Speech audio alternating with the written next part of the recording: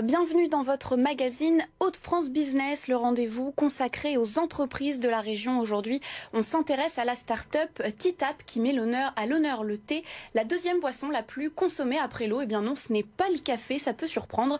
Pour en parler, nous recevons Quentin Mullier, cofondateur de TITAP, basé à Marcq-en-Barœul. Bonsoir. Bonsoir. Et bon anniversaire puisque vous fêtez cette année vos 5 ans, on y reviendra justement. Et pour en parler aussi avec nous, notre experte Jeanne Magnin, journaliste du Journal des entreprises. Bonsoir Jeanne. Bonsoir Philippine, bonsoir Monsieur Mullier. Bonsoir Jeanne. Et tout de suite, pour commencer, quelques chiffres.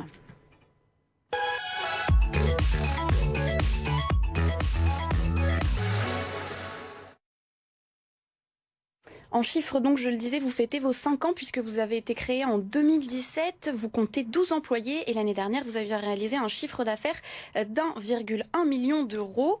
Avec votre cofondateur François, vous avez d'abord travaillé sur un produit qui a consommé avec un peu plus de modération, la bière. Et maintenant, le thé, comment se fait la transition ?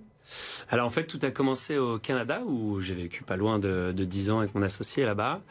Donc on était passionnés de thé dès le début et on a vu des concepts se développer qui nous a donné envie de nous lancer. On a cherché qui retrouver et on est tombé avec Richard, donc, qui est notre troisième associé, le troisième cofondateur, qui est notre nez du thé. Et donc on était vraiment des passionnés de thé à la base, tous les trois, et on a vu ces tendance en fait changer au Canada, aux États-Unis, avec ce produit devenir de plus en plus tendance, des gens de plus en plus jeunes à le consommer, et c'était des produits sains, naturels, sans sucre, pas chimiques du tout. Et on s'est dit, mais attends, c'est génial. Alors le marché en France, on le connaît plus très bien parce que ça faisait 10 ans qu'on était parti, mais on dit, il faut à tout prix lancer ça, quoi. Et quel parti pris vous avez pris pour vous démarquer justement de l'offre qui est assez importante sur ce marché ? Alors en fait, la grande chance qu'on a, c'est bien sûr d'avoir Richard avec nous, qui a plus de 40 ans d'expérience dans la consommation du thé. Donc lui, en fait, il est né du thé. Donc c'est quelqu'un qui va voyager toute l'année en Chine, en Inde, au Japon, au Sri Lanka, en Thaïlande. Il va en Afrique, au Malawi pour nous dénicher des thés. Il va également en Afrique du Sud pour le rooibos, en Argentine pour le maté.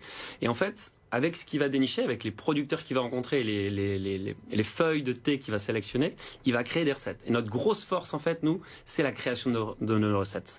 Il va créer des mélanges en fonction des tendances alimentaires, en fonction de ce qui se fait, de ce que les gens aiment, en fonction des saisons. Et grâce à ça, on arrive à une gamme de plus de 60 références, donc divisées en 8 couleurs de packaging, comme vous le savez sûrement, vu que vous êtes cliente. Donc on a du thé blanc, vert, oolong, thé noir, puer. Et on a fait également le rooibos, le maté et la dernière couleur, les tisanes et infusions.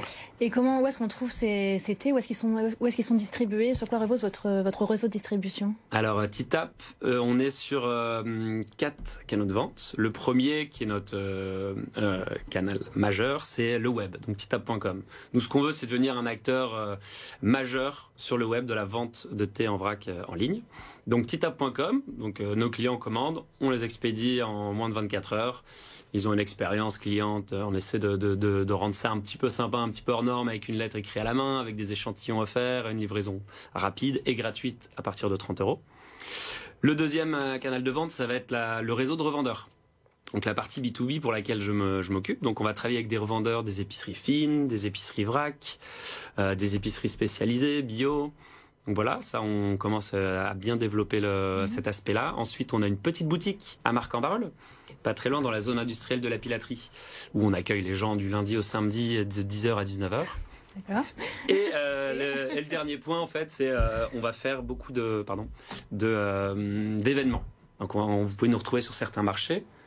On fait des comités d'entreprise, on en a fait encore un aujourd'hui, un comité d'entreprise, on fait des petits salons. Donc ça fait combien de points de vente à peu près Ça fait beaucoup de points de vente du coup, parce que le web, bien sûr on est présent dans toute la France et dans toute l'Europe, du coup les gens commandent de partout, mais concernant les points de vente, ça va faire un bon 200 points de vente. Et le web, c'est donc 50% de votre chiffre d'affaires ? Exactement. Et en France et à l'international, vous êtes accessible, vous vendez un peu partout ? Ou Alors, vous avez une stratégie internationale ? Oui, on est accessible dans le monde entier. Donc on a des frais de livraison accès en fonction du pays, mais voilà, en France et Benelux c'est gratuit jusqu'à si on dépasse les 30 €.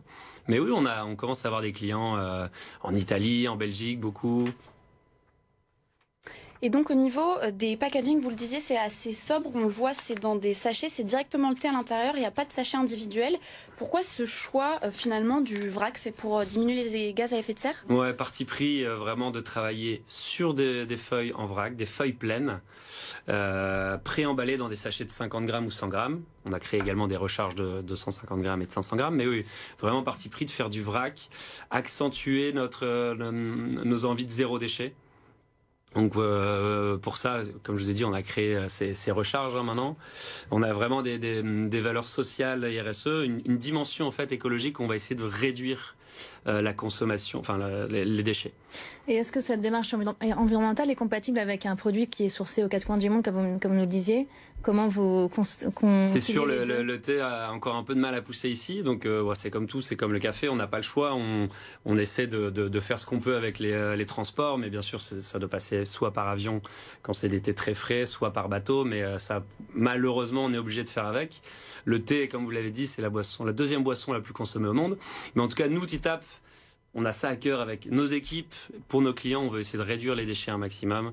D'ailleurs, on vient de signer un super partenariat avec une société que vous devez connaître, Le Fourgon, où on va, eux, leur rôle, c'est de développer la consigne. Du coup, là, on est référencé maintenant dans toutes les villes qu'ils ont ouvertes, où vous pouvez acheter nos thés en 100 grammes dans des boîtes consignées que nous, on va récupérer derrière, relaver et réutiliser. Donc voilà. Et dernier point aussi, dans notre boutique, on va privilégier aussi la consommation du temps. Vous pouvez venir avec vos propres contenants. On va vous les remplir vous-même. Et très rapidement, il y a une dimension sociale aussi. Vous travaillez avec un ESAT. Pourquoi ce choix? Alors ça, c'était un choix qui s'est fait totalement naturel avec nos équipes.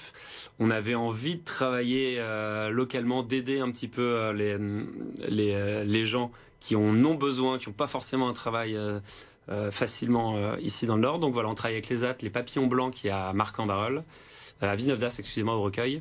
Et ça fait plus de 2 ans qu'on bosse avec eux. Ils sont 10 à travailler avec nous, à faire l'emballage, donc l'étiquetage, le scellage, le remplissage de nos sachets. Et ça se passe super bien.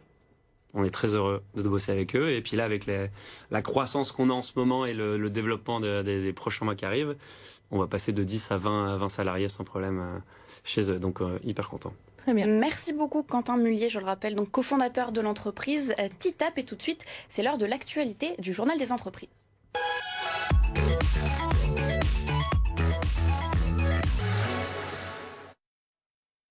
Et cette semaine, Jeanne, vous nous présentez le dernier numéro du journal. Tout à fait, notre dernier numéro vient de sortir et dans ce numéro, vous allez pouvoir découvrir une enquête de Julie Dumay à propos de la transition de l'industrie automobile régionale vers l'électrique. C'est un tournant que toute l'industrie, tout le secteur prend à marche forcée puisque d'ici 2035, il ne sera plus possible d'acheter un véhicule thermique neuf.